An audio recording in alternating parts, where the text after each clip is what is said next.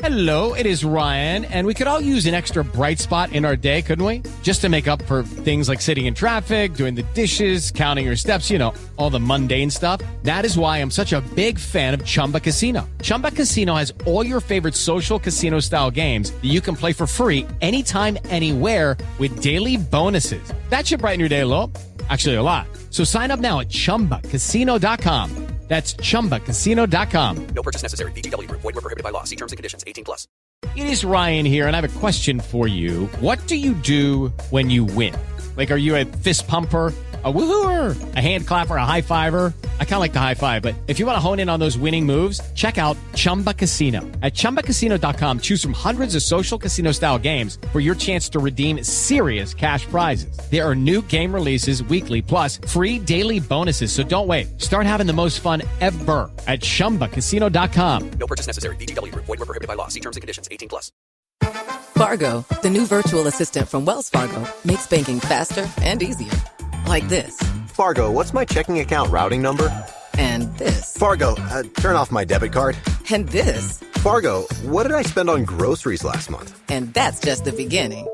Do you, Fargo? You can. In the Wells Fargo mobile app. Learn more at wellsfargo.com/getfargo. Terms and conditions apply. Your mobile carrier's availability and message and data rates may apply. Wells Fargo Bank, N.A., member FDIC.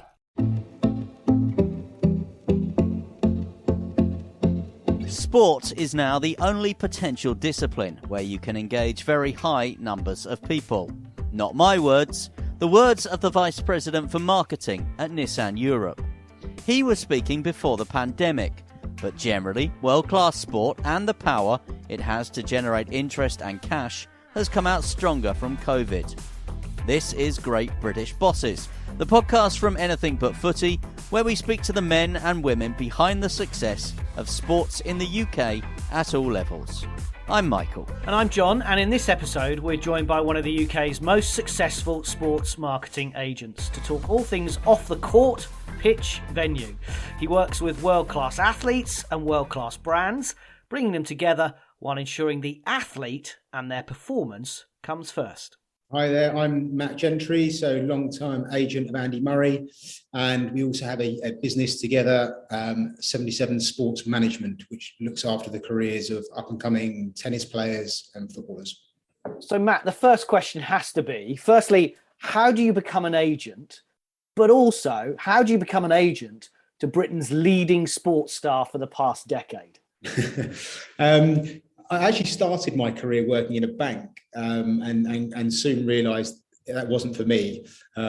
So from there, I ended up doing some sort of work experience at a sports sponsorship agency and sort of started again from that point and was lucky enough there to work on some sport clients, Adidas in particular, a lot of their work around football sponsorship, but also rugby, athletics, other clients, Pepsi, so some really nice sort of big blue chip brands. And that really sort of set the scene, I guess, and gave me that valuable experience. From there, I went on to a company called 19, which is owned by Simon Fuller. And that's when I joined there in 2009 when they signed Andy. They'd already had David Beckham there. And then we signed Lewis Hamilton a few years later. So from a sort of talent management perspective, it was a pretty decent showing from UK, actually global athletes. 4 or 5 years there, then I left with Andy to set up his own management agency, 77 Management. He and pre me, hopefully, I take that for granted when he says this, but he worked with a few agents and agencies and just didn't really like the way they were set up. The way that in his mind, it was about them making money and commercializing things ahead of putting the athlete first. He always feels, and as we do, and rightly so, that the athlete should be put at the center of everything, and then money there is to be made, but it's sort of made in the longer term once you're doing the right things by the athlete, and not the other way around. So that took a couple of years to set up. A business partner joined us, Wayne Davies, who was ex-Lagardère, ex-IMG. And between the two of us and Andy, we sort of then forged this business in the sort of, the mindset of actually, trying to do things properly, working with younger athletes, having a real duty of care to the athletes, really getting, engaged in how they're developing, and looking at everything they do away from the pitch, away from the court, in terms of nutrition, psychology, all the really important building blocks that help get them. And, and at that point, then you start looking at, away from the pitch, how then do you build a brand, and just putting into learning some of the stuff we've gone through. So that's been a journey. I think, back to the original question, how do you become one? I think it's probably perseverance. I think determination, perseverance is the key.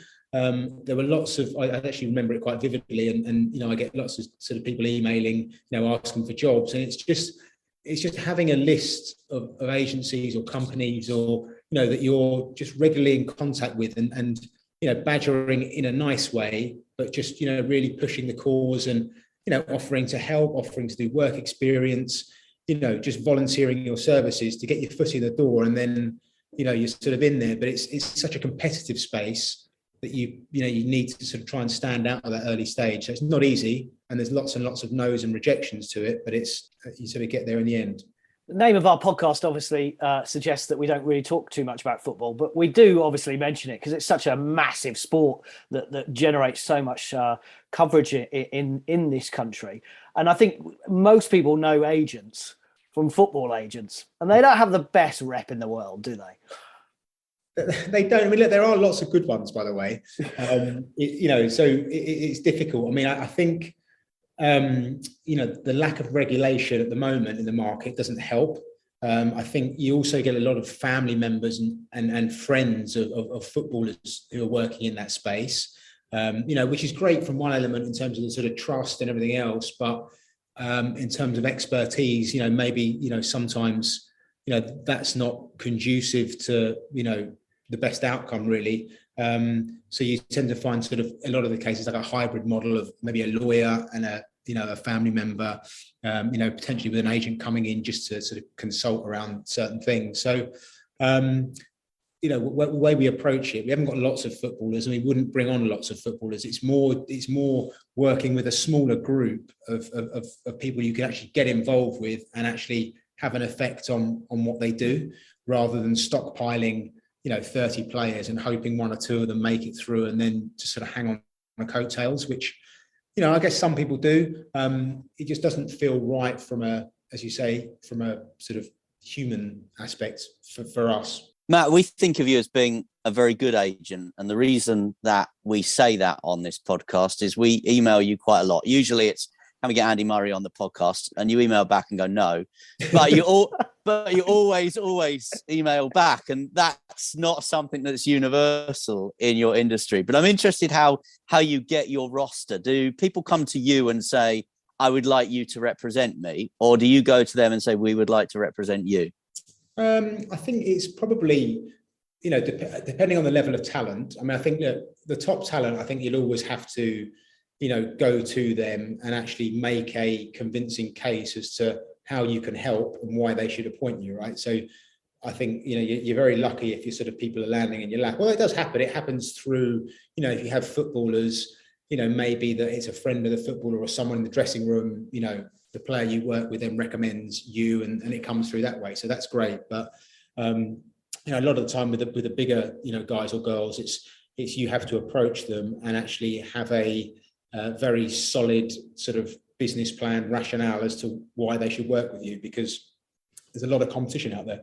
There's if you think in the football space, there's sort of three very big agencies. And then you sort of, look around sport, tennis, for example, there's these sort of big IMGs, the Octagons, so there's a lot of competition, and there's also a lot more boutique agencies setting up now. So it's not just the big guys you can sort of compete against and differentiate yourself and talk about, how we do stuff, and it's more of a family, and there are other agencies of a similar size doing it. So it's certainly not easy. This is a podcast called Great British Bosses, and you're on, Andy's not. Are you the boss? No, I certainly am not the boss. And arguably people who work with me may dispute the great part to that as well.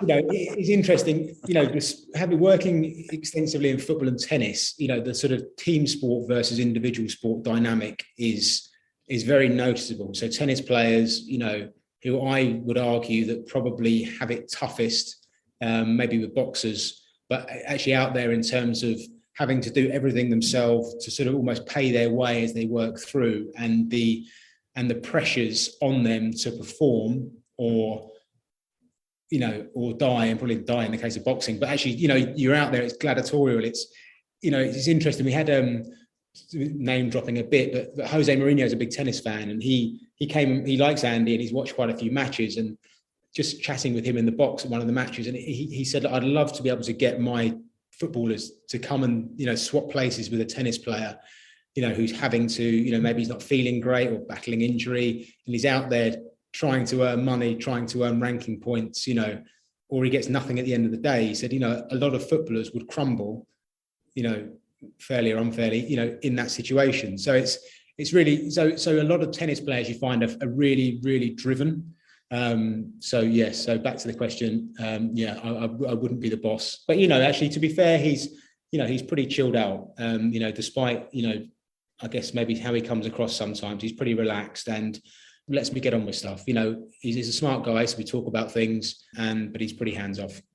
And the fact that you struck up this partnership, you guys must have the same principles, effectively, as in, as you said at the start, we want it to be putting the performance first. Ahead of the marketing side of it. Does that then go to the players you look after? So you're looking for those kind of personalities as well. Let's mention a couple, like Katie Swan, Harriet Dart, the tennis players, and Caroline Weir, the Man City and Scotland footballer. Yeah, I think it does. I think, it comes down to due diligence as well. So when you're trying to sign players, it's important that actually you sort of, you speak to them a lot, you speak to family members, and actually, making sure there is chemistry there, making sure, they buy into the vision. Ultimately for us, it's around the sort of player development piece and around, so I think, we sort of almost present a vision, and I think, that either works for them or it doesn't. And if it doesn't, then they're probably not right for us anyway. So, I just think we're sort of quite careful and selective. It probably means we don't sign as many players. But again, it sort of goes back to actually, we don't really want an agency with, 30 or 40 athletes, because then it sort of dilutes, what we're offering, as an agency and as sort of individuals working on that. And you said you're not the boss of Andy, but with those other players and athletes you represent, I'm assuming you're kind of their boss along with their coach. It may be just the way that I approach it, but it's, I've always been relatively, I would never sort of scream and shout, or actually with talent, you sort of, over the years, I've sort of focused as a bit, you work with them and you sort of present them ideas and say, look, this is how it will work. This is what I think will happen, if we don't do this, and this is what you do. But ultimately the decision is theirs, right? It's their career. So you're an advisor, you're giving advice, that's what you're being paid for, but they need to be the ones in ultimate control of their career. In terms of your skill set, finance, legal advice, commercial opportunities, firefighter, gatekeeper, what are the skills that are needed to be a good agent, Matt? There's a lot of them, really. My wife will tell you I'm a sort of jack of all trades, which is probably probably a bit unfair, but you tend to have to be a good at everything, and actually, as new things come on the scene, actually upskill yourself pretty quickly. So, sort of case in point, we've done a fair bit of work around NFTs over the last year or so, and we're going to do some more of that. Now, a year ago, I'd have no idea what one of those, was, or, how it would impact on what I'm doing. But, actually you need to understand it, because that could be potentially quite a lucrative, revenue stream for athletes. So you need to understand it, and then, okay, how does that work with some of our talent? Can we introduce this? So you have to sort of constantly evolve as well. So it's challenging in that respect, but it's, I enjoy that part of the job. I enjoy learning new things and new areas. So it's, you just have to sort of do a bit of, you end up working with, good agencies. So, we have, a good lawyer that we use, some good accountancy firms that we sort of lean on. So again, it's just knowing other experts and building a sort of trusted network. Does your phone go 24/7 though? It has periods where it goes quite a bit. Yeah, I mean, I did a talk a little while ago at a sixth form when they were sort of quizzing me on, sort of day to day, and And I said it's certainly not if you're looking for a 9 to 5 job where you can sort of tuck your phone away at the end of the day and at the weekend switch off. It's not that. So you find yourself sort of doing obscure phone calls at 6 a.m. or 11 p.m. at night. With certain parts of the world. Around maybe something new commercially or a tournament or whatever. It's a challenge in that, but I don't mind that. You sort of in this line of work, you have to sort of be able to juggle quite frequently, and plans and things change quite frequently. So, but I don't mind that. We're catching up with Matt Gentry, the co-founder of 7-7 Sports Management, as part of Anything But Footy's Great British Bosses series. And we'll probably broaden it out, Matt, and talk a little bit about the issues facing sport to come. But I wanted a couple of quick questions about you again. What should have been your biggest success, would you say, with 7-7? Is it 7-7 or 77? Sorry. Well, so 77. So 77 is the sort of management. I mean, it's quite complicated in that looks after Andy, and then we have a 77 Sports Management, which looks after our younger talent. So, but in effect, I guess to the general public, they're probably one and the same. Biggest success, I think, and I guess it's not really my success. You sort of share in the success of the athletes. So whatever they're doing, and you play that sort of very small part in helping them sort of get there.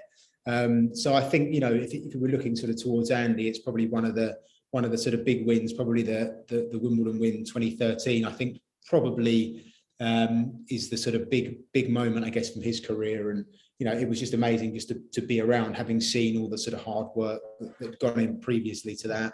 From his perspective, it was just so I will steal that, his moment of success, and claim that as my own.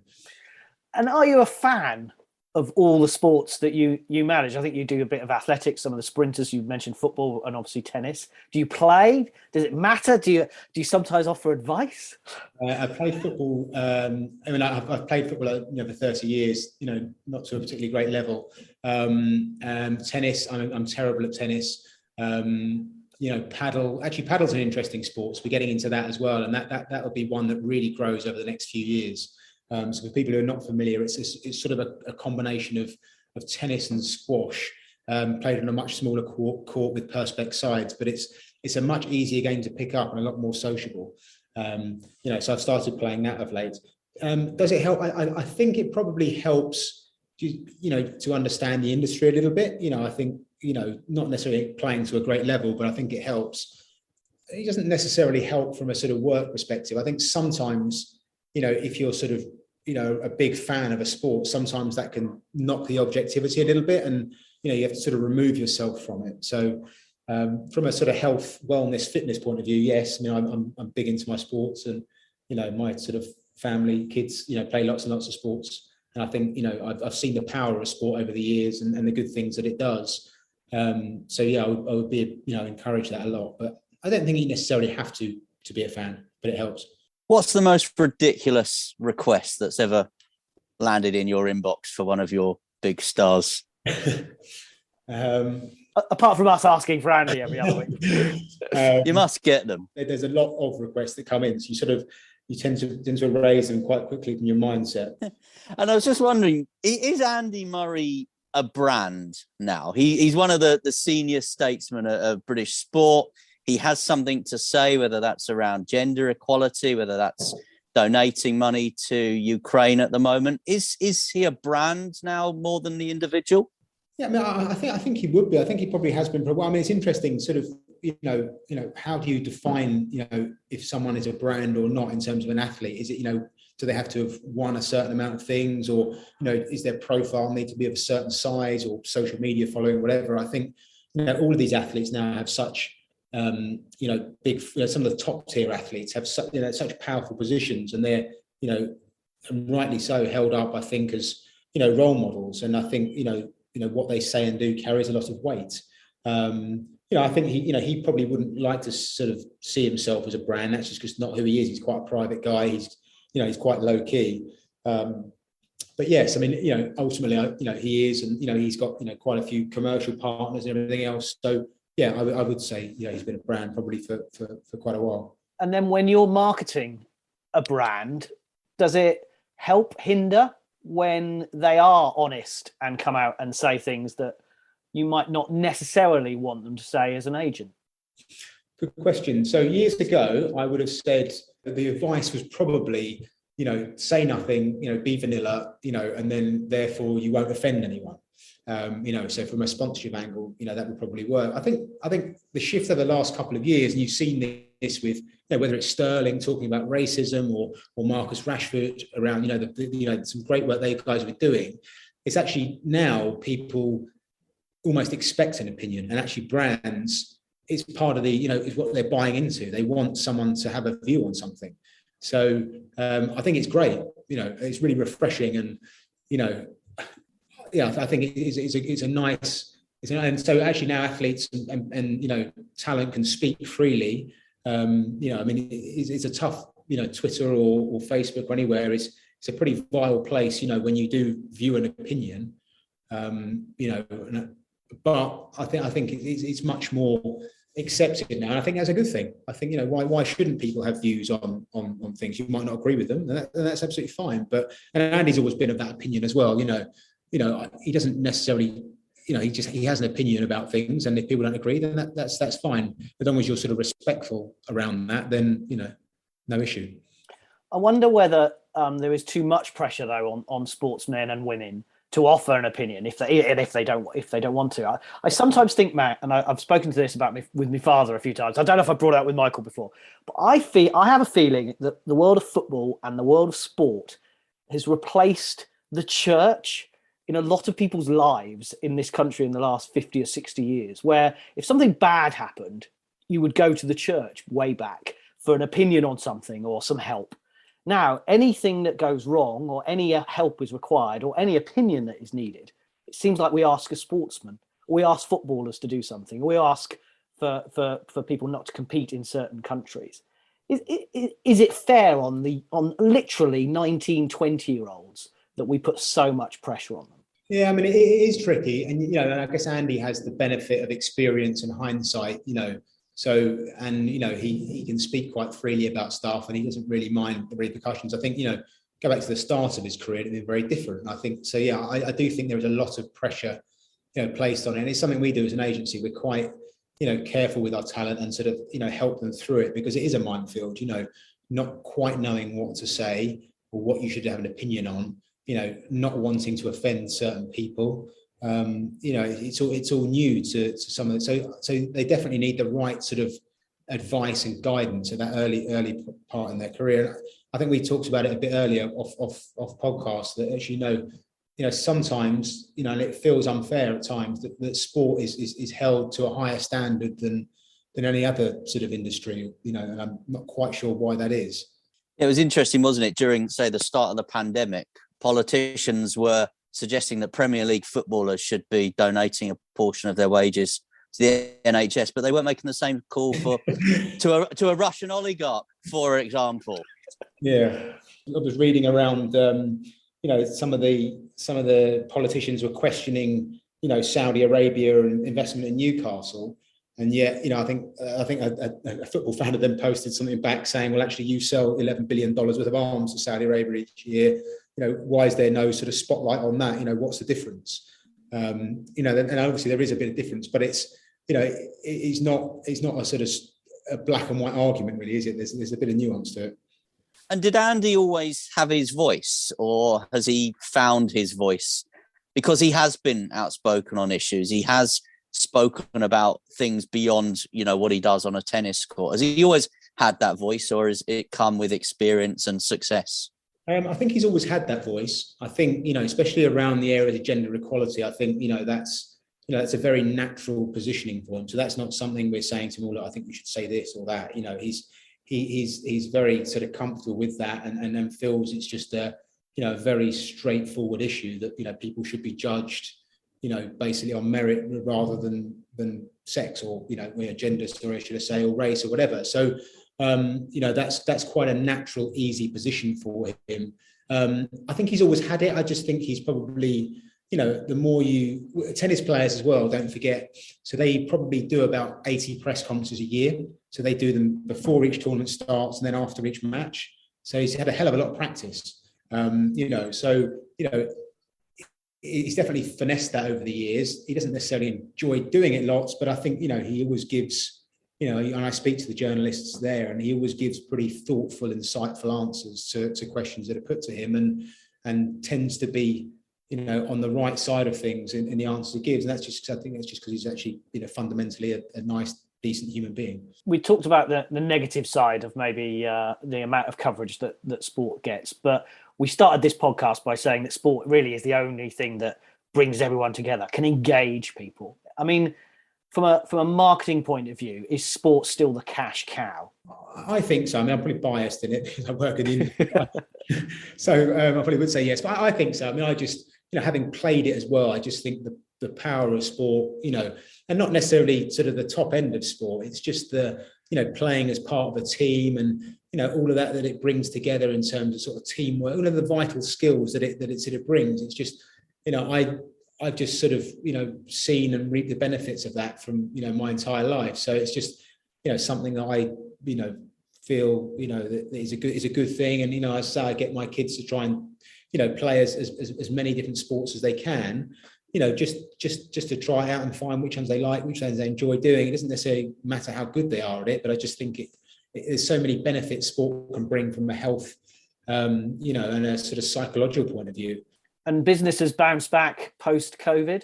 I think so. I mean, I think, sport sort of now has resumed, it seems, sort of a normal calendar, or getting very close to getting back to that. So I think, there's sort of a bit of pent-up demand. So it feels to me that, while, from a tennis perspective, maybe events will be run in a slightly different way, it definitely feels like the crowds are returning, and, the sort of finance side of it is the same. And I think, football, which is, as you say, I think the fact that it was away for a period of time, sort of people then appreciate it a bit more, maybe, and appreciate meeting up with people and going to games.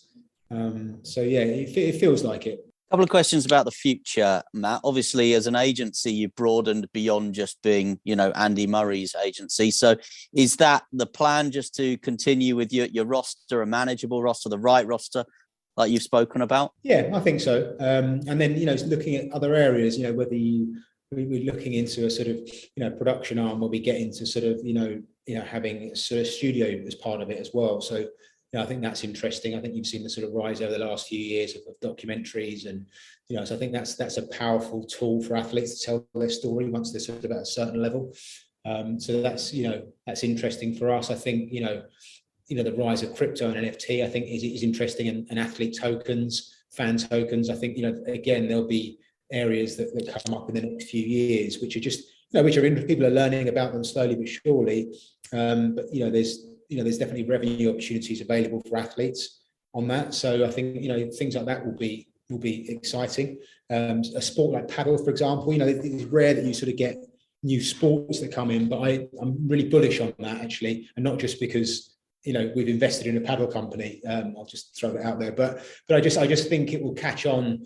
It's sort of huge. I think it's just behind football in Spain as the second biggest sport. It's big in Italy now. It's big in sort of some of the Scandinavian countries.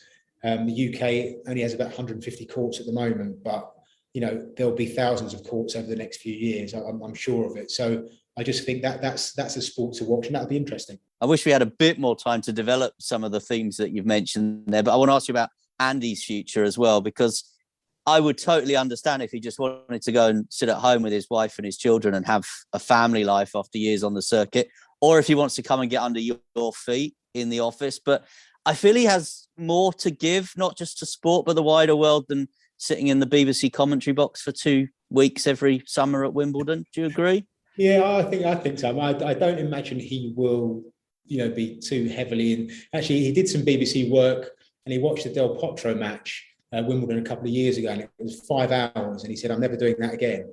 So it's interesting because actually, even he, looking at the sport of tennis, I think, he feels that actually it's probably too long. If you look at the sort of landscape now of viewing habits and of the younger generation coming through, I'm not sure many of them will be sat for 5 hours to watch a tennis match, right? So there is questions there about how the sport reinvents itself, as it competes with other sports, as it competes with Netflix and Amazon Prime and all of this stuff, right? Esports, gaming, there's lots of things that vie for people's attention. So, I think he'll coach at some point as well. I think he has a very good analytical mind. He's obviously won all the biggest things out there he can win. So I think he'll be very attractive to some of the younger players to sort of to lean on in future years. So I think that some of the mentoring side as well is important to him. So working with athletes and not just in tennis. I just think there's commonality. He had lots of struggles as he grew up. To get to where he got to, I think there's things he can pass on and give back to British sport and to athletes and people, just in terms of, whether it's dealing with pressure or media or, just general development stuff. So I think, that sort of stuff's of interest to him. I think, who knows on the, other sports. I think, he really likes his football. So we might see some, something in getting involved somewhere there at some point. I think he's in the nice position of being able to have a think and sort of choose the areas. We've been busy building a lot of businesses around what we've got at the moment. So he's invested in quite a few startups. So early stage companies, generally within sort of sport, tech, health, wellness. So he's got quite a good business brain. So he actually might want to get a bit more hands on with some of those. And that is a bit of a trend actually that tends to be. Whereas years ago, it was just sort of athletes being paid to promote a certain sponsor. I think now with some of these sort of smaller companies coming through, athletes can actually get equity in the company, actually, a bit of skin in the game and actually get involved in the day-to-day business, especially when they have time and finish playing. So I think that's an area that will also appeal to him. And one more Wimbledon. Be nice, wouldn't it? You could claim glory as well, Matt. Get down there. Hold up the trophy. Yeah, he's done amazingly well to get back to where he is now, right? If you think he's competing once again at the top level, with a metal hip, he's had some rough draws because when you're not seeded in tennis, you tend to then end up sort of drawing top players in the world early on in tournaments. So then it doesn't help you get the ranking points up. But he's back working in Lendl now, where great mentor. Very clear direction around, what he wants and how and he's worked together with him before twice. So obviously knows what he's about. So I think, given that, and he's actually sort of not defending any points for the rest of the year, which means his ranking should only go up. I think, as long as the sort of, injuries are at bay and it seems good at the moment, then, I think, why not? Who knows what the future holds? So. Well, we wish him all the best. We wish you and all of your team at 77 Sports Management the best as well. Matt Gentry, thanks for talking to Great British Bosses. Sports Social Podcast Network. When everyone's on the same page, getting things done at work is easy. No matter what you do or what industry you're in, how you communicate is key. Everything you type is equally important to collaboration, and Grammarly can help. Think of it as your AI writing partner, empowering you to communicate effectively and efficiently, so you can make a bigger impact in the workplace. 96% of Grammarly users say it helps them craft more impactful writing. And as the gold standard of responsible AI, Grammarly is your secure AI writing partner that allows your team to make their point and move faster. By understanding your writing and context, Grammarly provides relevant, personalized suggestions. And with tone suggestions, you can navigate even the most difficult work conversations. You can also save time from spending hours editing drafts to just seconds with one click. Sign up and download Grammarly for free at Grammarly.com/podcast. That's GRAMMARLY.com/podcast. Easier said, done.